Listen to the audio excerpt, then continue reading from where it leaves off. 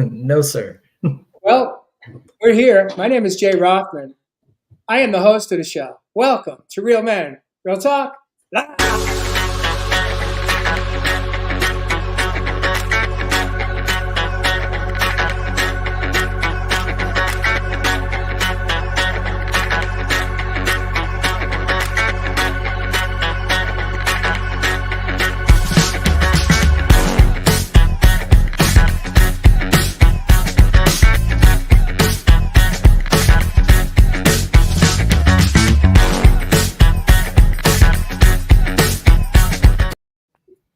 Welcome back. My name is Jay Rothman. I'm the host of the show. I'm excited to introduce my co-host this evening for episode 194.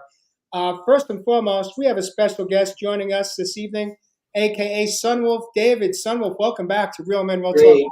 Great to be here. Great to be here. Thank you. We also have, of course, Chris Morrison joining us. Welcome back to the show this evening, Chris. Thank you, brother. And of course, we have Kamalu joining us this evening, drinking a little kava along the way. And I'm just so excited. Tonight's episode, viewers, if you're joining us live on replay, welcome home. Welcome back to Real Men Real Talk Live. This evening's show is one that may stir up some questions, some observations about your relationship with death and all that comes with that. But tonight's show topic is one that really evolved. It came through from a conversation SunWolf was visiting just a couple of nights ago. And we were in a deep conversation about a lot of different things. And out of nowhere, I think I said to SunWolf, what do you think about death? What is your relationship with death? And from that one question, it took us off on a journey together. And from that, I was like, I think we ought to do a show on fear and the inevitable. And so, SunWolf, being that you are in the top shelf of the show tonight, I'm going to invite you to kick us off, get us hot, light us up, and get the show going. But just before you go there, I want to take a moment to, again, welcome our viewers. At any time you have any questions or comments about where we're going with this show, do me a favor, drop it in the comment section, and we'll do our best to respond to as many as possible. In any event, SunWolf, what does that mean to you? Why did you jump all over that opportunity to join us this week on why do you feel the inevitable, and what does the inevitable feel for you? What does that mean for you? Well, first of all, we've never experienced what the inevitable is, but we could certainly feel into it. It's a topic that I've been thinking about more and more, and I've been asking questions to people about death and dying. And I've heard from people that there are different support groups that actually talk about it. It doesn't always have to be a negative mourning thing. As a matter of fact, I have this axiom of expression. Instead of sharing good morning, I like to say grand rising. So I think the thing about death is all about perspective, and to be able to kind of remove ourselves from what society and the programming and the conditioning and our parents tell us about what death is. And with that in mind, they hardly say anything about death. No one's talking about it. Yet it's an important topic, important subject. And I think where there's life, there's death. We need to embrace it all, and in a very, very positive way. And I look at death as almost like a change of clothing. And when I have some friends who have beloveds who have passed, here's what my approach is. I say, John, I feel for you. It's a tough situation, but what I want to say is, although the clothing is gone, the spirit remains forever. I love that. That is one powerful statement. Can you say that one more time so we could all receive that? Can we recall what you said? When someone transitions, I always like to say, although the clothing is gone, the spirit remains forever. You'll be in touch in a whole deeper sense. And some people experience voices, and some people experience a deepening in the relationship in this other form. I don't know. I'll invite Chris and Kamalo to share their experience with that. But I will affirm, SunWolf, that I have a more intimate, healthier relationship with my own dad today in my adulthood than I felt I had with him when he was alive. We had some rocky moments, no doubt. But through my own process of healing, my emotional wounds, going back all the way to my youngest years of my childhood, part of that was, I'd say, what came forward for me one day when I was in the wilderness by myself was that this epiphany, which was, my father will not be able to rest in peace until he sees me living in peace, especially around our relationship. Mm. And that was a game changer for me. Mm.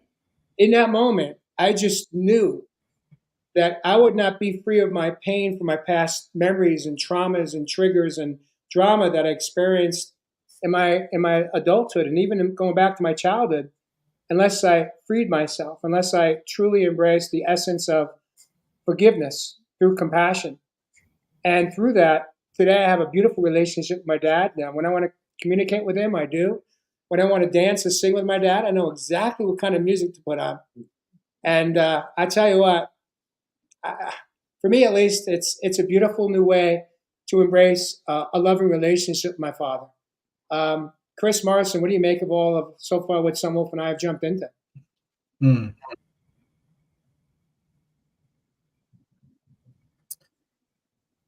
Yeah, my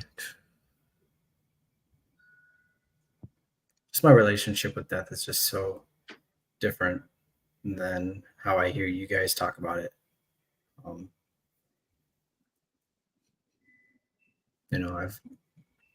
Haven't been really open to receiving energy of I guess I don't even have like the vocabulary for it, right? Like I have not been open to receiving energy in that way, and so therefore I have not, and have always pushed that type of thought process away. And so just my relationship with death, passing, whatever, is just that a lot of people in my life have got cut short, and to say stuff like I'm blessed to be older than my dad was before he passed. Yeah, there's just, the other day I was going through cleaning up Facebook contacts, and of 200 mutual Facebook contacts with this particular person, 12 of them had died. People that hadn't made it to their 40s. So my context with passing is a lot of people getting cut short, a lot of people having very tumultuous lives that either choose to go back to source, making a choice, or have had something happen, either. So it's, so mine is a very, very different. I was trying to think about it, and there's only like a few people. I was thinking like my great grandma, my great grandpa are the only two people that I know that like died of like what I would call old age, things that happen in your older ages. And so that's and I don't know how many people that I've been to their funerals and stuff like that. So it's a lot of really, really beautiful, special people to me have died before their time in my mind. And I know it's all universal time, and I know it's all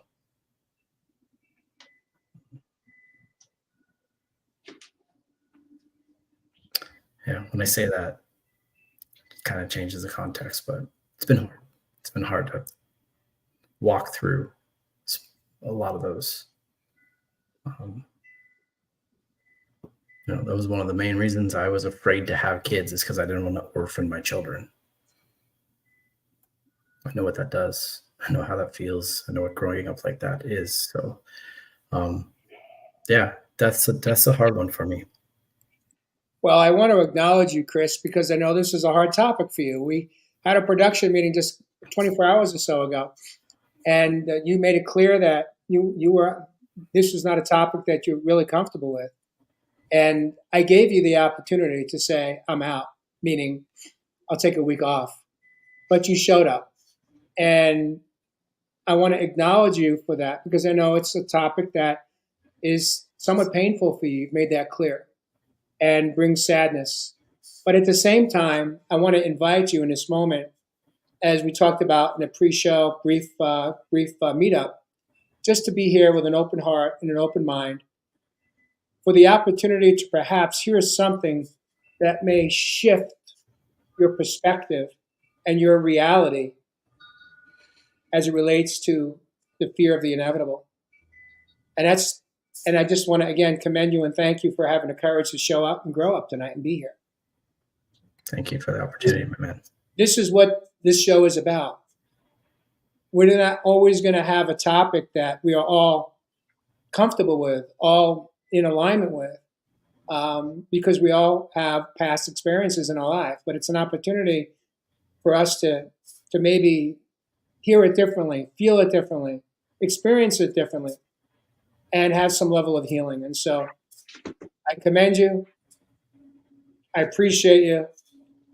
And I feel your discomfort. It's okay. You're here. Kamalu, you've been such a great listener. What are you making so far? What'd you hear so far? Or we can shift gears if there's something else you want to dive into right now as it relates to why do you feel the inevitable? I don't. To be honest with you, Jay, I don't. I think a fear of death is ultimately just like the biggest obstacle, perhaps. It's part of fear of the unknown, and I think death is the biggest unknown.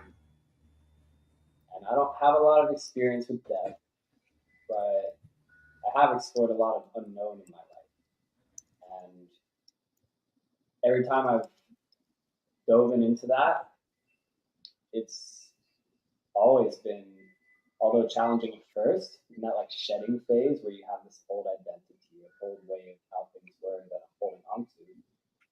That part can be hard, the letting go, but then once the let go happens, it's so liberating. And so I view death largely, I've listened to a lot of Ram Dass, and he talks about it like death is just it's like taking off a tight shoe. And that's how I think of it. To say that I know that's how it is, I think would be somewhat arrogant. I haven't died yet. But that's my understanding of it, man. It hasn't always been that way. I've had enough experiences too with people who are still alive where there's a lot of physical distance between us, and I've had moments of just pure opening where I felt the presence of like everybody in my life who I love.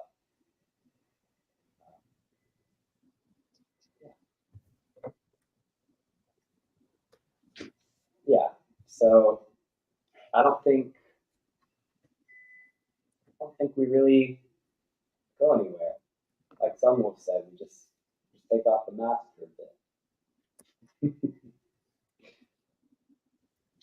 I want to share something about my relationship with death, my personal relationship with death. I've come very close to it 3 times, and 2015 I gave myself permission to die in a hospital so I could rebirth, go on this journey of my spiritual awakening. But what's really interesting is the last time I encountered it was 9 weeks ago. And what was really interesting was that on the back end of it, as I had many hours, many days, many weeks, many sunrises, and many sunsets and moon rises to really assess my relationship with death as I faced it in a very precarious way. And what I shared, I believe I was day 2 or day 3 in a hospital, still in ICU. But I shared something with my partner, Mary, and that is that I don't fear it today. Hmm. I'm trusting that when my work is done, that will be done. And I'm at peace with that transition in my own life. And something that I did share with Mary, I've shared it a few times, and now I'm sharing it live so you all can hear it. I've got a lot of witnesses. I had it right here, right now, and that's that if I should go before you go, please don't mourn my life. Please don't mourn my death. Celebrate and honor the man I became. And then move on with your life.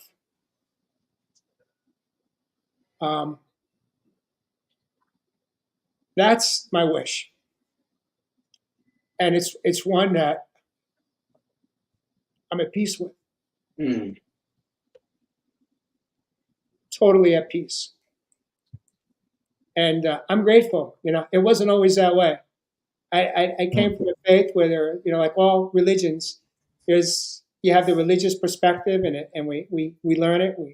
And then the majority of people in that faith embrace whatever that faith's relationship with death is. But for me today, I'm free. I'm free of all the religious beliefs and programming um, that I grew up in. And today, I choose to have a very different relationship with it. So, SunWolf, what do you make of what I just shared? What are you hearing? I just loved it. First of all, it made me think of my dad, who I had an amazingly close relationship with, and he passed at the age of 86 and doing what he loved doing, which was his morning walk. And he had a sudden heart attack. And what was interesting was when we were at the gathering, I did not shed a tear. I just totally celebrated his life, the wonderful being he was, and how he just was so positive and so interested in other people. And that's what really spoke to me. Unfortunately, a lot of people, because of society and how you should and should not behave, fall into that trap. Instead of just really being true. It was a celebration. What an amazing man.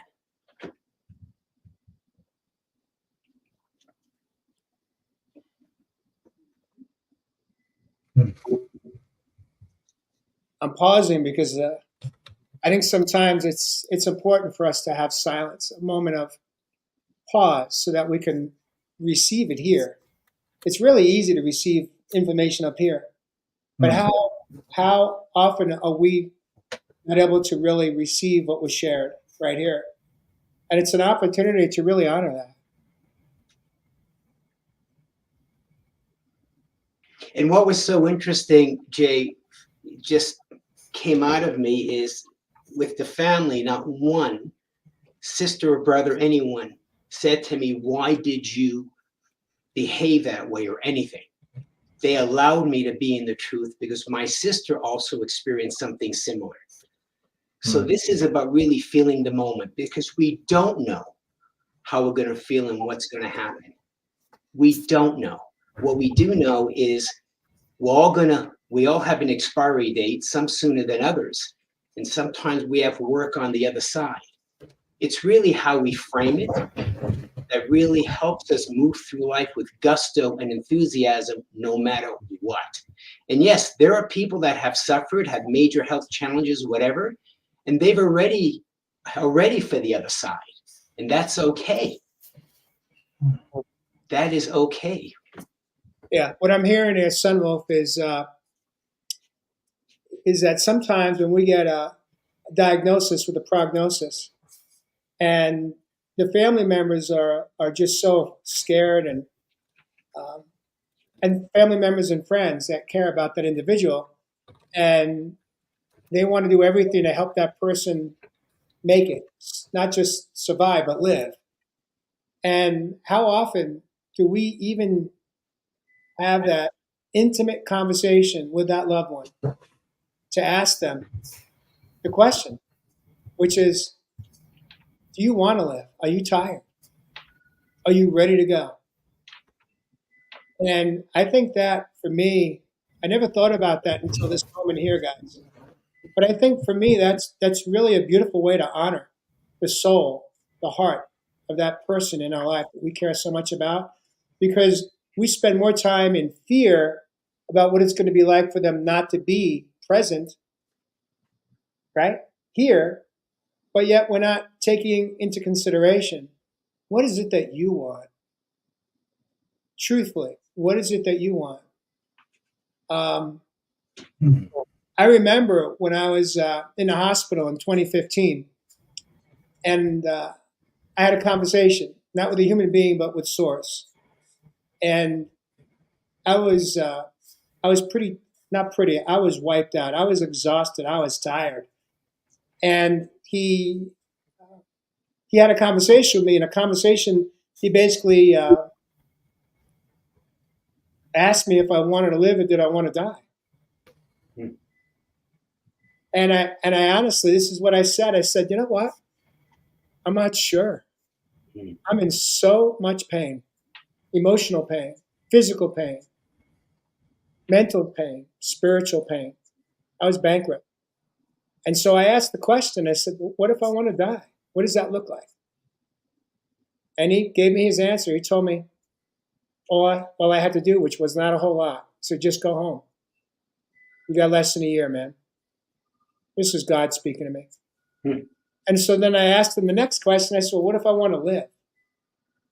And his answer to me was very crystal clear. He said, you have to be willing to die right here, right now. Surrender all of your old belief systems that you have been holding on to and guarding to try to control the outcomes in your life. You have to be ready to surrender right here, right now, and stay in surrender for the rest of your life. And then he asked me, what do you want to do? And something, I don't know what it was, something within me said, take me right here, right now. I surrender. Mm. And that was the day that I took my last breath as that very, very toxic man, wounded man. And from that day forward, my life has been very different. And it's not because I sit in prayer all day. Nope. It's because I show up. Hmm. I show up, but I also do rely on Source. I don't have to do this thing all by myself anymore.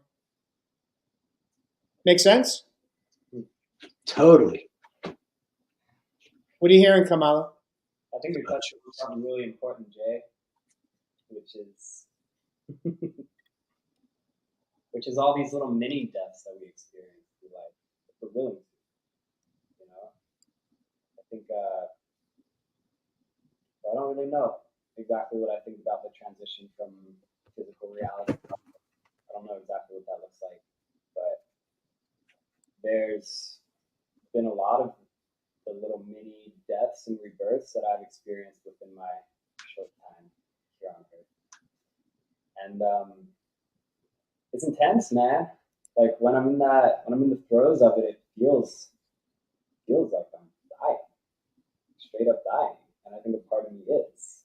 And just kind of been this continual process of my ego picking up new characters and playing this out, and then eventually it gets to a point where it doesn't resonate anymore. Then it has to go. In that process, it's just like this deep purging. Anyone who's ever sat with any medicine that makes you purge knows what that feels like. It's very unpleasant in the process of the shedding, but on the other side of it, it's so beautiful. It's so much lighter. And I think I've heard a lot of people say that life is just preparation for death, like learning to surrender to the flow of life and letting go of all these things, all these ideas that we were given to us about ourselves from parents, from culture, from school. Letting go of all these things that we think are us that aren't really us. And to the ego, that feels like death. And I think on the other side of it, when there's less identity with the ego and more identity with who you really are, here, there's no fear anymore. Because when you're here, you realize that this is infinite.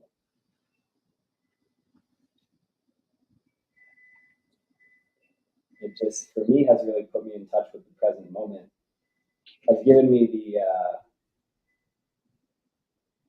has shown me that it doesn't end at the end of this physical life.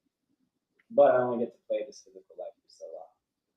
So it's this paradox of understanding myself as an infinite eternal being, and also just appreciating where I am right now, because it's not going to be like this forever. I will go on forever, but change is the only constant.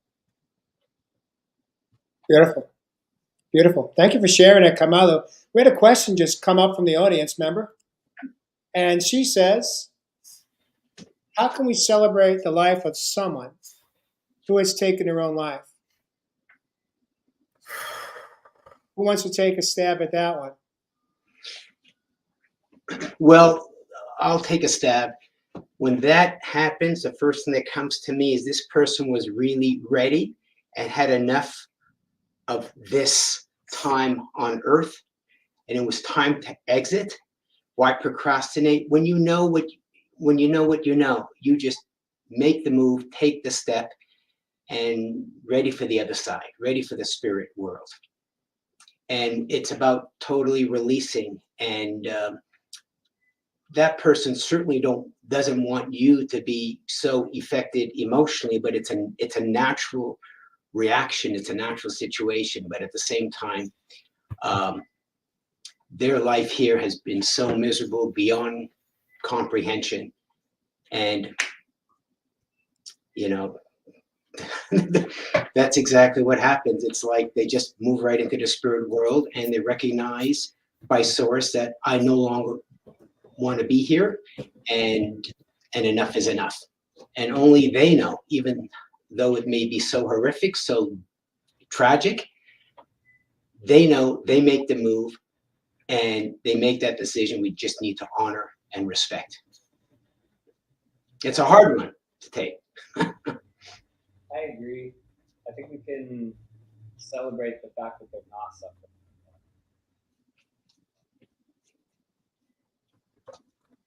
That basically what I'm hearing you say is, in that moment, they're finally free of their pain. And we can honor that. And we could also take time to reflect back on perhaps those moments where they were light, those moments where we got to experience meeting them. I'm talking about not in the grocery store, aisle 11. I'm talking about meeting them here. And even if it's just a few memories, celebrating out of that. Again, it's simple, not easy, because of so much of what we were taught as children around death and dying. So for many of us, it means an opportunity to change our relationship. And that's why we're doing the show's topic tonight.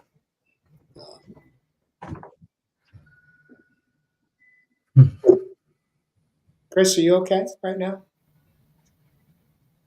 No?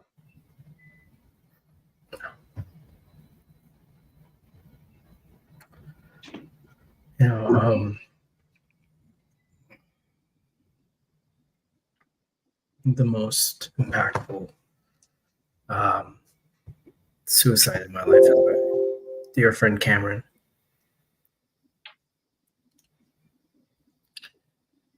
And a lot of context on that, right? I get a text message from his girlfriend saying like, "Hey, Cameron's gonna take his life." So I go over to his house and find him there. And, resuscitate him, right? Bring him back. You know, that little gasp that people do in the movies? I haven't been able to watch another one of those, like, hospital movies and stuff like that, because it brings me right back to that moment. So I revive him, and supposed to go in on a suicide watch. They put him in as an OD. He gets released that day. And we get this beautiful group of people around him for the next couple of weeks, trying to help him get to,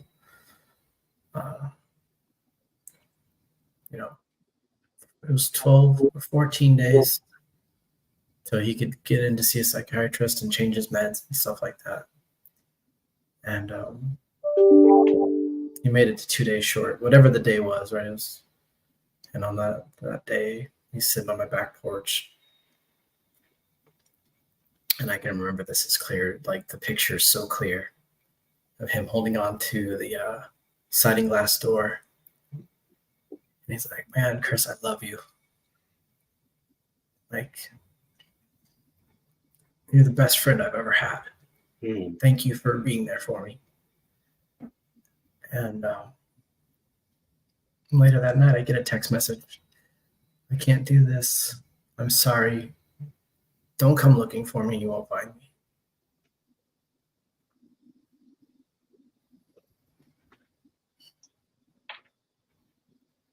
And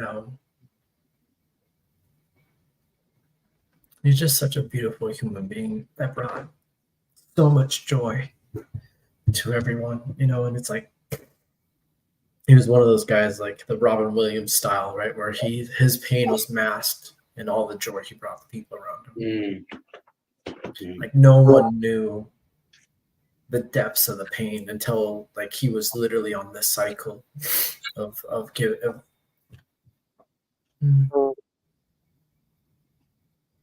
transitioning.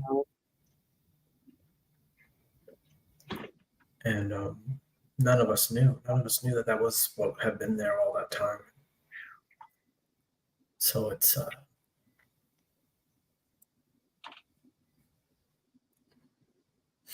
It's tough to celebrate that with that memory and the impact that left.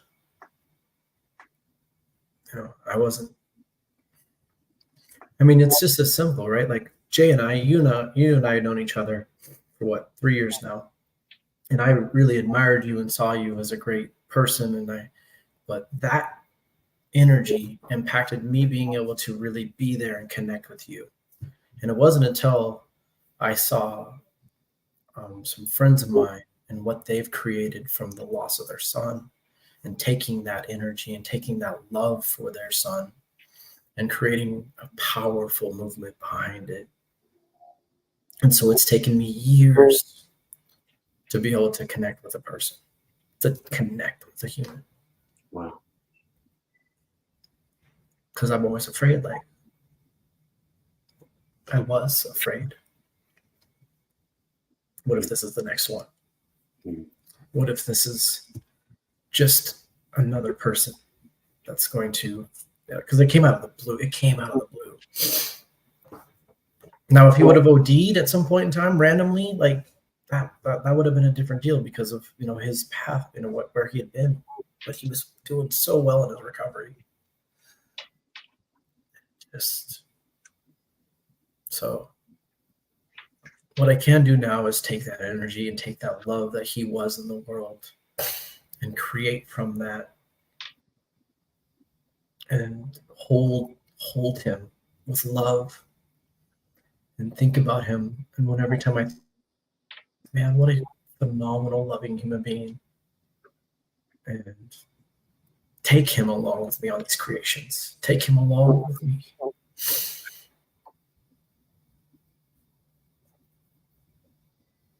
on all the things that he didn't get to complete.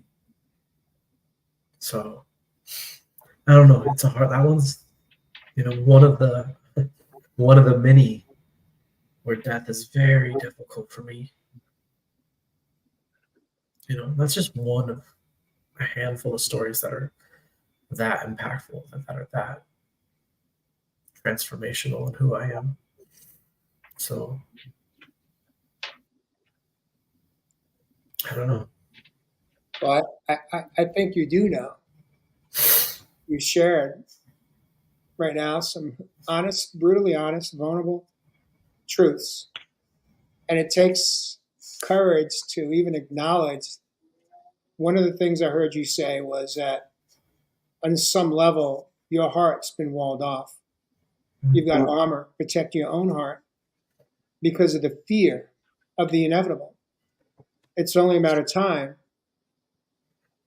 Someone else is going to go before their time or right on time, divine time. But your fear is that I'm going to have to go through that grieving process again. And, it's easy for me and others to invalidate what you're feeling. And that's something I don't want to do and I will not do. Not here, not tonight. That's for sure. But what I will say to you is this. In honor of your friend that you just described, do you think he would want your heart to be walled off? Or do you think he would want your heart to be wide open to experience some level of intimacy, love, safety, trusting that he maybe was not able to experience? What if he could live through you? Because he's watching. Mm. What if you could be a part of setting his soul free so that he can rest in peace? Do you think that's perhaps his truth, the truth?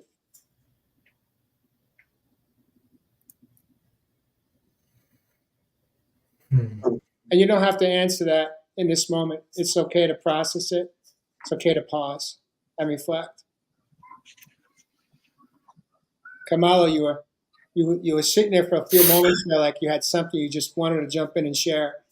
So I'm going to invite you to maybe reflect on what Chris has just disclosed to all of us while we're live on air.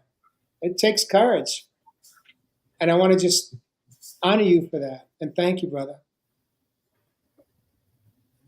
Thank you.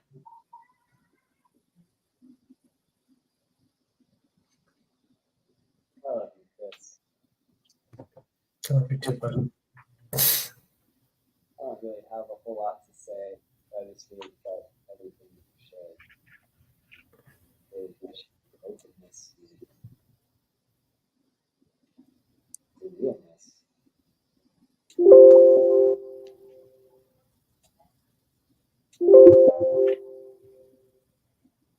I think it's easy to, as we explore these spirituality, very easy to bypass that. So that's the goal.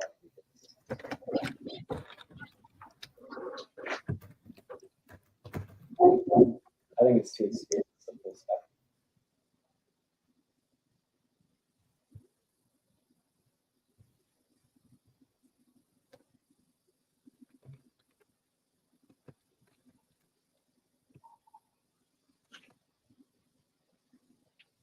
Hey Jay, we can't hear now that your mic's off. He was going through your mic.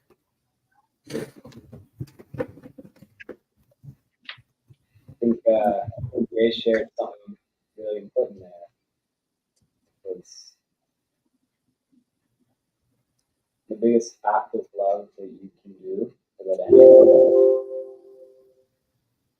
The people in our life who love us, whether they're here or not, to live our lives fully, to love deeply, not get shut off, to not close down. And I think it's okay, these times that we take to ourselves to reflect, to meditate on and to feel the full spectrum of feelings.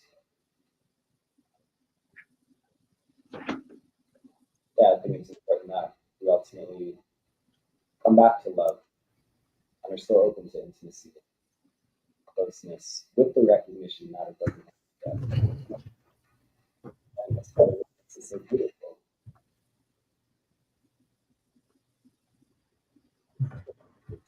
Also really proud of you, Chris.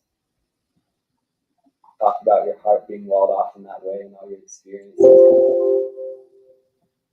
To be here, open and real and true.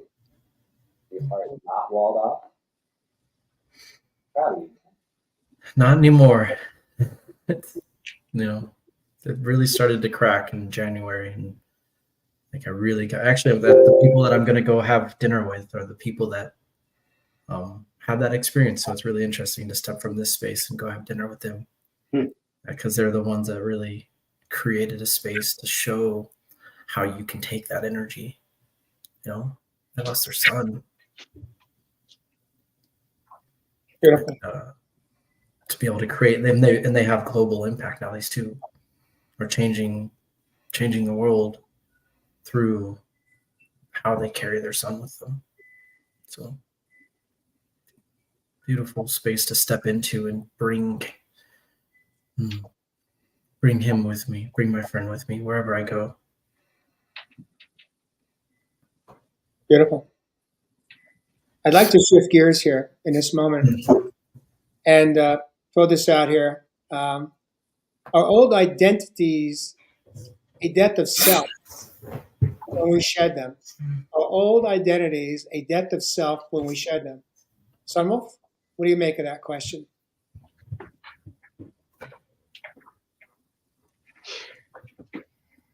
That's a loaded question. I like to load you up, SunWolf. Give you a little challenge once in a while. Right. Yeah, I think the whole thing of shedding and transformative, transmuting, transcending is a natural cycle and evolution. We have certain thoughts and feelings and ideas, and then as we go through the course of time, through an experience we had, through an experience we witnessed, we get new information, we get new feelings, new sensations. For example, I think of myself right now, being the oldest here. I've been kind of really reviewing and thinking about myself at my soon-to-be 73 years young. And I look at that number and I go, wow, it's quite amazing. And I'm so blessed that I'm feeling so great. And I never thought of my age a few years ago, but right now, as people keep telling me, you're this age, it's amazing, blah, blah, blah. I'm just, in awe. And one of the other questions you did ask is do I prepare more to live longer through better eating and lifestyle? Well, I made that decision at a very, very young age. Fortunately, despite the fact that people laughed at me, despite the fact that they called me the health nut and flake, because I knew what I knew and I stayed on course. And I didn't stay in this mold of mainstream thinking. So we all shed in different ways in different times. And I was very fortunate to have a strong belief about life, about alternatives, and about how to take, knowing that we are an amazing being, that we could do so much. It's just about, riding with that wave and not believing anything less. It's a very powerful place to be in. And I have prepared for death, however way it goes. And one thing I realized, that it is even more important, whether you're young or old, but particularly in your 70s and 80s, to squeeze the juice, squeeze the moment as much as you can. Because when I do leave this planet, I do not want to say or feel I wish I had. I do not want to you know, there's so many things that we think about, well, no, it's not the time, I'll do this later, you know, I'll procrastinate. But each time we do that, we never go back to the thing that we really love. We never go back to the thing that makes us soar with joy and laughter. There's no other time than now. So if there's one thing to really shed, if we could shed and peel away all the beliefs and all the doctrines that were really pushed on us, that's how we could set ourselves free. That's how we could embrace death in a positive way. And that's how we could live the life of our dreams. Beautiful. I love that, SunWolf. Yeah, it's pretty cool having you represent the elder community here, and I say that with a half a smile or half a joke. Kamala loves when I say it. He asked me, "What does it mean a half a joke?" Well, that means that there's half truth to it. But in any event, I'm not here to talk about that. What I am here to acknowledge is what came forward for me as you're speaking. Two things. One is that if we don't have a mentor in our life, I think it's really a gift to cultivate. Set the intention.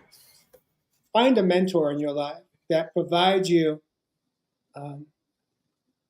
perhaps some wisdom that we may have stored deep within our heart that's been locked away. Part of having a mentor perhaps is we get inspired. I had that early on in my healing journey back in 2015. I had two mentors that showed up right on time, divine time. And it really provided me some levels of insights that they helped me open the door. They helped me crack open the door to my own heart. The second thing I want to share with you is that on some level, I haven't said this to you before, but you are a mentor for me, somewhat. I've seen you on a court, not in the justice of court, but on a pickleball court. And I tell you what, I've seen you play, I've seen you hike, I've watched you and witnessed you and observed you squeezing the juice, as we talked about in a prior episode with you.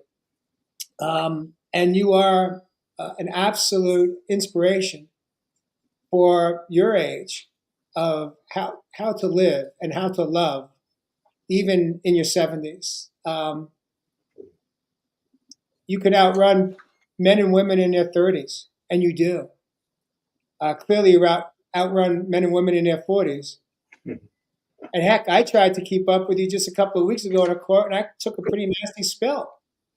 Why? Because I was attempting to kind of up my own game, but you know, it is what it is. In any event, you are a mentor for me as far as the aging process and how to embrace life. And this I want to bring us to the next segment, which is, gentlemen, and this is a question for you to answer right here, right now. Are you living to die, or are you dying to live? And if you don't understand what I mean by that, you could ask me. I'm not quite sure I get it. Kamalo, are you dying? Are you living to die, or are you dying to live? What's your relationship with that one question? Die or dying to live? Can it be both? Tell me more. If it is both, I don't know if that's possible. What would that look like? Well, I think the whole process of life is expanding and growing and shifting into more of who we are, and that requires death of ego death. So in that sense, I would say I'm living to die. It's pleasurable to let it go. Pleasurable to let go. At the same time, I think the more I let go, the more appreciation I have for the life that's happening right here, right now in front of me. And so that's the part that feels like dying to live in my interpretation and understanding of what you just asked. So I don't know. I think it's both. I think it's this cycle, you know. And I think my understanding that death is a constant process that happens throughout life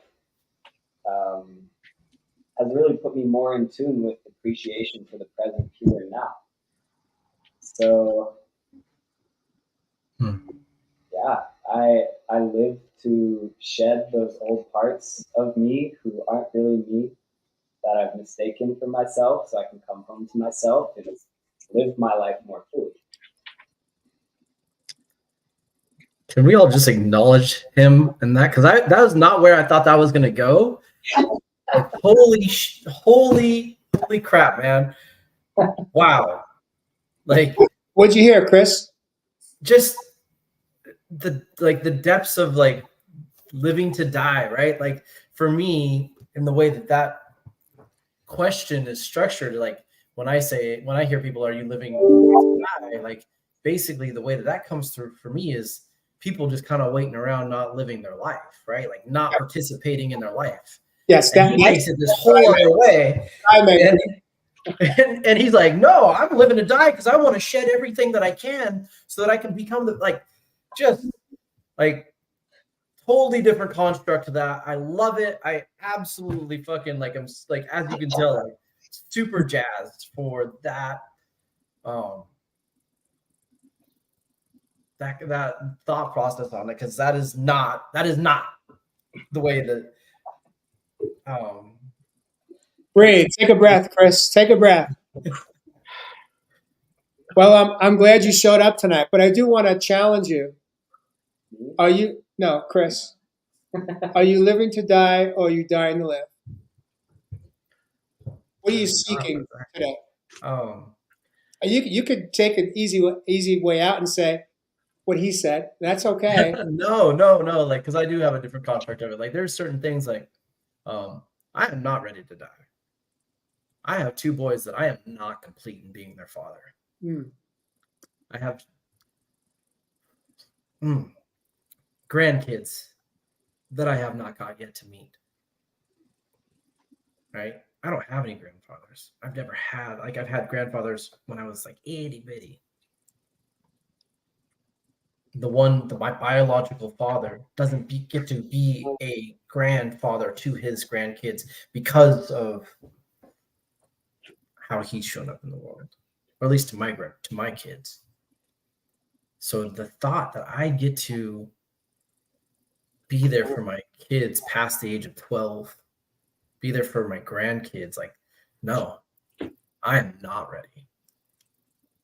And I am not and I am okay with saying that, like, that there is things that I step boldly into my declaration of being there for them down the road.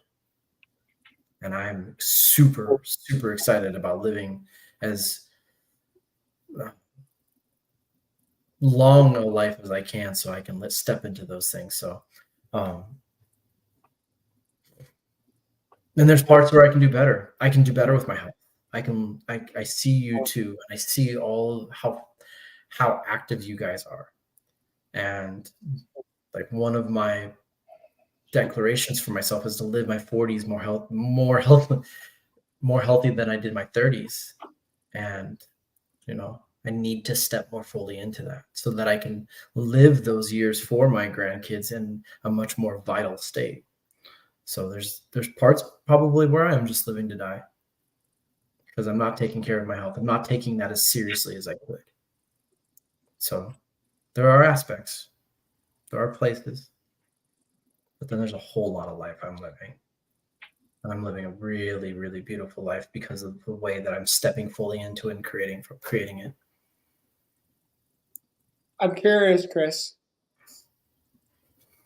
Do you think it's possible that your 2 sons, your boys, can teach you how to live? Every day. What's that? Every day. Every day. To see my son, to see Oliver's energy and Asher's wisdom. Every day. Asher brings things to and says things to me. Dad, don't say it like that. That's not a good way to think about that. Breathe. It's okay. And then Oliver's just love for life and being off the walls. Yeah. There's a lot to learn there. There's a lot to return to. You know, I asked you that question because I get to observe and witness children every day. I see them in the wilderness when I'm out doing my work on the land. And I just take a moment to pause each time and just have that moment where I feel connected to them. They don't know me, and I don't even have a conversation with them. Not interested, don't need to. But I just look at children as a reminder of how to live, how I want to live more. There's such a beautiful innocence about them.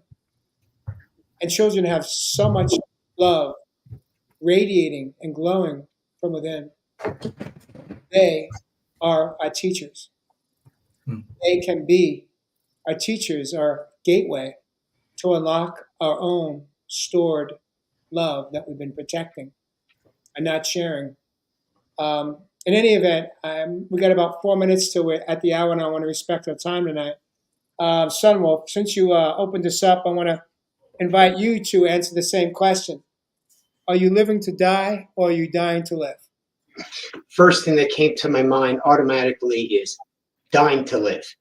And I love what Camilla shared, you know, it's all perspective. Someone said to me, how you doing? And with a pregnant pause, I said, I'm gushing.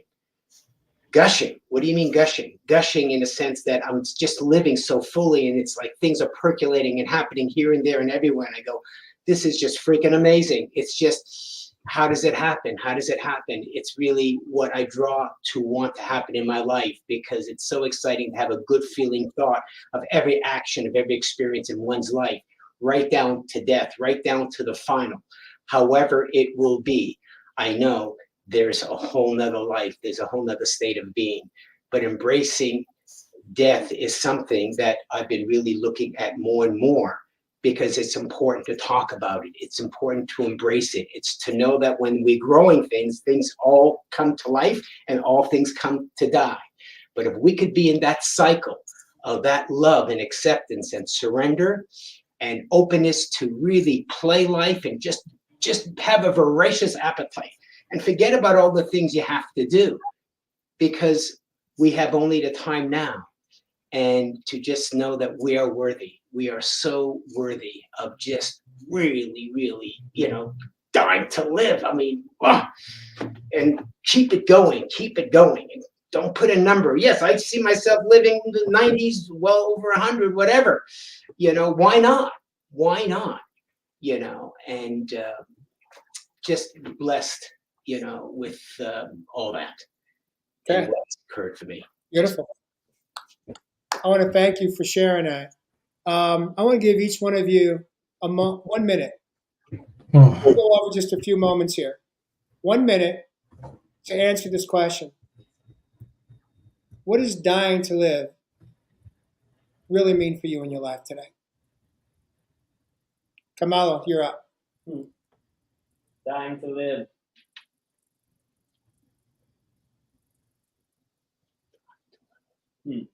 I mean, I think the common use of that phrase is just like, oh, I can't wait to live. Dying. But to me, it's about embracing the full spectrum. It's about embracing death as a natural part of life. Now you can embrace life. And so dying to live, I suppose, to me, implies that I'm not in a rush to get anywhere. I'm not in a rush to get off this planet just yet. But I'm not worried about where I'm going either. Beautiful. Chris Morrison, you got 1 minute. What does dying to live mean? What's your definition of that? What does that mean? All right, I think that it comes back to, I want to say before this episode, I would have said like that exuberance to create a beautiful life. But I really love what Kamala said about like shedding all, getting through all of those layers and letting all of those little parts of who I'm not die so that I can return to who I am. So I think I'm gonna co-op that one, I think, going forward, because I really think that's a beautiful way to go about it. Tell me more. Beautiful way to go about what would be the Go about that thought process, dying to live. Like, so Okay. like, I just think that's beautiful. I like that, moving into that. SunWolf, what does dying to live mean? You got 1 minute. Have an insatiable appetite for life and know that we have a huge canvas and we have the power to make that canvas and drawing fit every particular particle of our beingness, that we're so excited we cannot just wait to jump in and see what happened. The mystery of life. Wow. The less planning, the more juice you have. That's getting out of the head and trusting the process. We're here to enjoy fully, not holding back. Beautiful. I'm going to hopefully honor the 1 minute and share what dying to live means for me today. I never knew this. I never experienced it in 54 years of my life. But what I live for today is the soul connection. The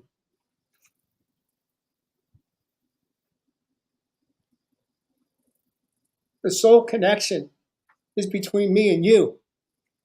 The soul connection is between random people that I may meet in a wilderness or in a grocery store or even pumping gas at the gas station. But when I have that moment, that intimate moment where I not only see them, but I feel them here, and we may lock eyes and connect, and it's like that instantaneous, heartfelt soul connection. That's what I live for today. Because you see, my heart was walled off for a very long time.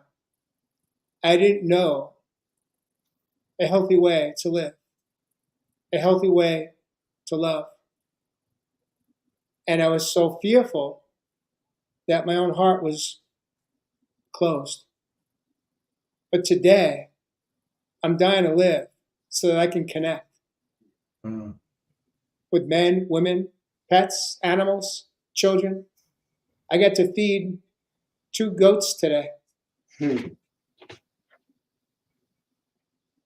I connected with them through food in that moment. I can't say they locked eyes with me, but I was looking at their eyes. And wow, what an intimate moment, not only for me, but for that little boy within me I love to call JJ. That's what I live for today, is to connect, soul to soul. Not just to celebrate, but at times when we're sad, to feel the pain, to honor it. But then with the soul connection, we cry together, we can laugh together, we can hold hands, we hug. We're living. That is what I live for today. And with that, gentlemen, I want to thank each one of you for having the courage to step in tonight on this topic that for many is uncomfortable. Again, Chris, I honor you. I love you, brother. Thank you for showing up tonight. Kamala, what can I say other than welcome home? And SunWolf, it's an honor and it's a pleasure to have you back here again this evening for episode 194. Viewers, thank you for joining us this evening. Thank you for sharing. Thank you for participating. Thank you for listening. And if you if you show up on replay, guess what? You showed up right on time. Your time, divine time. And with that, viewers, thank you for joining us. We'll see you next week on Real Men, Real Talk, Live!